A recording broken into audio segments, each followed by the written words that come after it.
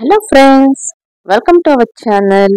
ಇವತ್ತಿನ ಈ ವಿಡಿಯೋದಲ್ಲಿ ಕೆಲಸ ಕಡಿಮೆ ಖರ್ಚು ಕಡಿಮೆ ಹಾಗೆ ತಟ್ಟೆ ತುಂಬಾ ಲಡ್ಡು. ಬನ್ನಿ ನೋಡೋಣ ಯಾವ ರೀತಿಯಾಗಿ ಮಾಡೋದು ಅಂತ. ಕೃಷ್ಣ ಜನ್ಮಾಷ್ಟಮಿಗೆ ಈ ರೀತಿಯಾಗಿ ಲಡ್ಡನ್ನ ಮಾಡಿ ಕೃಷ್ಣನಿಗೆ ಅರ್ಪಣೆ ಮಾಡಿ ತುಂಬಾನೇ ಇಷ್ಟಪಡ್ತಾರೆ ಕೃಷ್ಣ. ಮೊದಲಿಗೆ ಯಾವ ರೀತಿಯಾಗಿ ಮಾಡಬೇಕು ಅಂತ ಹೇಳ್ಕೊಡ್ತೀನಿ. ಇಲ್ಲೂ ಸಹ ವಿಡಿಯೋನ ಸ್ಕಿಪ್ ಮಾಡಕ್ ಹೋಗ್ಬೇಡಿ, ಪೂರ್ತಿಯಾಗಿ ವಿಡಿಯೋನ ನೋಡಿ.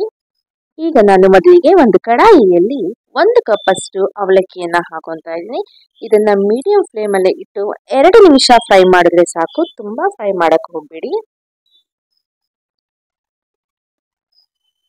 ಈಗ ಇದನ್ನ ಒಂದು ಸಪರೇಟ್ ಪ್ಲೇಟ್ ಅಲ್ಲಿ ಹಾಕಿ ಇಟ್ಕೊಂತೀನಿ ಸ್ವಲ್ಪ ತಣ್ಣಗಾಗಕ್ಕೆ. ನಂತರ ಮತ್ತೆ ಅದೇ ಕಡಾಯಿಯಲ್ಲಿ 1 ಕಪ್ ಅಷ್ಟು ಬೆಲ್ಲವನ್ನ ಹಾಕಿ 1 ಕಪ್ ಅಷ್ಟು ನೀರನ್ನ ಹಾಕಿ ಬೆಲ್ಲವನ್ನ ಕರಗಿಸೋಕೆ ಇಡೋಣ. ತುಂಬಾ ಚೆನ್ನಾಗಿರುತ್ತೆ ಮತ್ತೆ ಐ ಫೈಬರ್ ಇರೋದ್ರಿಂದ ಬಹಳನೇ ಒಳ್ಳೇದಂತಾನೆ ಹೇಳ್ಬೋದು ಹೆಲ್ತಿಗೆ.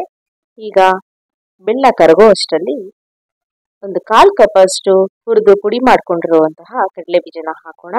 ಹಾಗೆ ಒಂದು 1/4 ಕಪ್ ಅಷ್ಟು ಹುರ್ಕೊಂಡಿರುವಂತಹ ಕಡಲೆಯನ್ನ ಹಾಕೊಂತಾ ಇದ್ದೀನಿ, ಹುರ್ಗಡ್ಲೆಯನ್ನ. ಹಾಗೆ ಈಗ ಅವಲಕ್ಕಿ ಸಹ ತಣ್ಣಗಾಗಿದೆ, ಅವಲಕ್ಕಿಯನ್ನು ಸಹ ಇದಕ್ಕೆ ಹಾಕೊಂತಾ ಇದ್ದೀನಿ. ಇನ್ನು ನಮ್ಮ ಚಾನೆಲ್ ಅನ್ನ ಯಾರೇ ಸಬ್ಸ್ಕ್ರೈಬ್ ಮಾಡದೆ ನೋಡ್ತಾ ಇದ್ದೀರೋ ವಿಡಿಯೋಸ್ ಅನ್ನ ದಯವಿಟ್ಟು ಸಬ್ಸ್ಕ್ರೈಬ್ ಮಾಡ್ಕೊಂಡು ನೋಡಿ. ಹಾಗೆ ನಮ್ಮ ಎಲ್ಲಾ ವಿಡಿಯೋಸ್ ಗಳನ್ನ ಪೂರ್ತಿಯಾಗಿ ನೋಡಿ ನಮಗೆ ಸಪೋರ್ಟ್ ಮಾಡಿ. ಈಗ ಇದನ್ನ ಗ್ರೈಂಡ್ ಮಾಡ್ಕೊಬೇಕಾಗುತ್ತೆ. ನೋಡ್ತಾ ಇರ್ಬೋದು, ಈ ರೀತಿಯಾಗಿ ಗ್ರೈಂಡ್ ಮಾಡ್ಕೊಳ್ಳಿ ನೈಸಾಗಿ.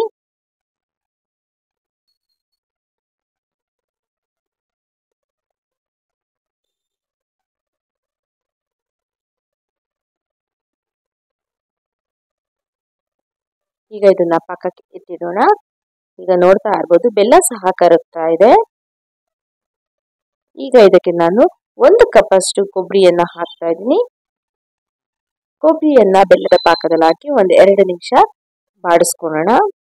ಈ ಬೆಲ್ಲದ ಪಾಕದೊಳಗಡೆ ಕೊಬ್ಬರಿಯನ್ನ ಹಾಕೋದ್ರಿಂದ ಅದ್ರ ಘಮ ಟೇಸ್ಟ್ ಮತ್ತೆ ತುಂಬಾ ಚೆನ್ನಾಗಿರುತ್ತೆ.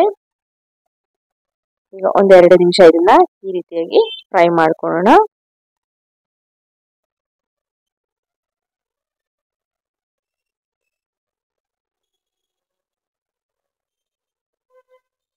ಚಿಕ್ಕ ಮಕ್ಕಳಿದ್ರೆ ಮನೆಯಲ್ಲಿ ಕೃಷ್ಣ ಜನ್ಮಾಷ್ಟಮಿ ಎಂದು ಮಕ್ಕಳಿಗೆ ಕೃಷ್ಣನ ಡ್ರೆಸ್ ಹಾಕಿ ಅಥವಾ ರಾಧೆಯ ಡ್ರೆಸ್ ಹಾಕಿ ಖುಷಿ ಪಡ್ತೀವಿ ಅಲ್ವಾ. ಹಾಗೆ ಇದಕ್ಕೆ 1 ಸ್ಪೂನ್ ಅಷ್ಟು ಏಲಕ್ಕಿ ಪೌಡರ್ನ ಹಾಕೊಂಡು ಅದನ್ನು ಸಹ ಮಿಕ್ಸ್ ಮಾಡಿ, ನಂತರ ಗ್ರೈಂಡ್ ಮಾಡ್ಕೊಂಡಿರುವಂತಹ ಪೌಡರ್ ಅನ್ನ ಇದಕ್ಕೆ ಹಾಕೊಂಡು ಮಿಕ್ಸ್ ಮಾಡ್ಕೊಳ್ಳೋಣ. ಮಕ್ಕಳನ್ನ ಕೃಷ್ಣೆ ಮತ್ತು ರಾಧೆಯ ಡ್ರೆಸ್ ನಲ್ಲಿ ನೋಡೋದು ಬಹಳನೇ ಖುಷಿ ಅನ್ಸುತ್ತೆ. ನಾನು ಸಹ ನನ್ನ ಮಗಳಿಗೆ ಒಂದು 6 ವರ್ಷದವರೆಗೂ ಅವಳಿಗೆ ಕೃಷ್ಣ ಮತ್ತು ರಾಧೆಯ ಡ್ರೆಸ್ ಅನ್ನ ಹಾಕಿ ಫೋಟೋಸ್ ಅನ್ನ ತೆಗಿಸ್ತೀನಿ. ಬಟ್ ಈಗ ಹಾಕೊಂತಾಳೆ, ಅಷ್ಟು ಇಷ್ಟ ಪಡೋದಿಲ್ಲ. ಮೊದಲಷ್ಟು ಈಗ ಬರೀ ರಾಧೆ ಡ್ರೆಸ್ ಹಾಕಕ್ಕೆ ತುಂಬಾ ಇಷ್ಟ ಪಡ್ತಾಳೆ.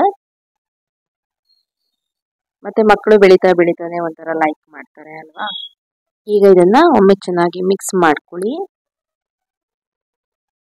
ನನಗೆ ಈ ಪುಟ್ಟ ರಾಧೆಗಳು ಮತ್ತೆ ಪುಟ್ಟ ಕೃಷ್ಣಗಳನ್ನು ನೋಡೋದಕ್ಕೆ ತುಂಬಾನೇ ಖುಷಿ ಅನ್ಸುತ್ತೆ.